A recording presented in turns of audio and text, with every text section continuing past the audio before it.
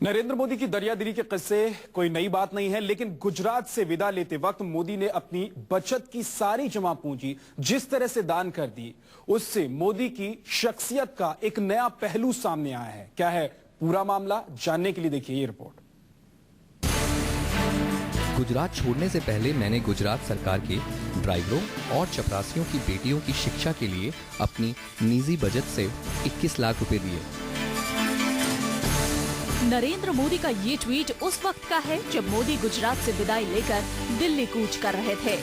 मोदी गुजरात के मुख्यमंत्री के रूप में कुल 12 साल 7 महीने और 14 दिनों तक कुर्सी पर कायम रहे। इस दरमियान मोदी ने गुजरात को हिंदुस्तान के नक्शे पर चमकाने में पूरा दमखम लगा दिया। लेकिन इस चमक दमक के बीच भी मोदी के पैर जमीन पर मजबूती से जमे रहे। तमाम बड़े नेताओं और सत्ता की चमक से घिरे रहने के बावजूद मोदी निचले तबके के कर्मचारियों से बेहद करीब का रिश्ता रखते रहे। और यही वजह है कि जब मोदी ने दिल्ली के लिए कूच किया तो 13 साल की अपनी सारी जमा पूंजी इन कर्मचारियों के लिए दान कर दी। मोदी के मुताबिक दान की गई इस धनराशि से एक कॉर्पस फंड बनाया जाएगा, जिसे चतुर्थ श्रेणी के कर्मचारियों की बेटियों की पढ़ाई में खर्च किया जाएगा। मोदी जी का चैरिटी का पहले से ही स्वभाव रहा है। उनको जो भी भेंट सौगातें मिलती थी उनके प्रवास के दौरान और शुभेच्छा में, वो भी उन्होंने तोशाखाना में जमा करवाई। जो तोशाखाना की उसके लीलामी के बाद जो भी आमदनी होती थी वो भी उन्होंने कन्या कल्याणी निधि में डोनेट करने का एक प्रस्ताव पहले से ही रखा ही है। तो उस प्रकार से दूसरा कदम है उनका कि उनके कर्मचारी जो हैं क्लास 4 के, उनके बच्चों के लिए इस प्रकार की एक मुहिम, तो एक नई शुरुआत है।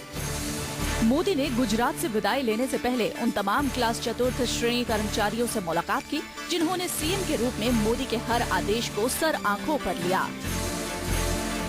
बतौर मुख्यमंत्री मोदी ने अपने कार्यकाल के दौरान जब स्वर्णिम संकुल यानी कि मुख्यमंत्री का नया कार्यालय बनाया था, तो उसके लिए भी उन्होंने उद्घाटन के लिए किसी केंद्रीय मंत्री या राष्ट्रीय नेता को नहीं बुलाया था, बल्कि यहीं के क्लास 4 के कर्मचारी मगन भाई निनामा से इस कार्यालय का उद्घाटन करवाया था।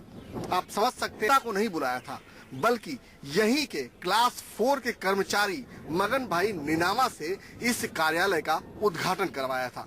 आप समझ सकते हैं कि मोदी की नजर में क्लास 4 के कर्मचारियों की क्या हैसियत थी, और इसी का सबूत उन्होंने दिया है अपनी तनख्वाह उन्हीं के हितों के लिए दान देकर।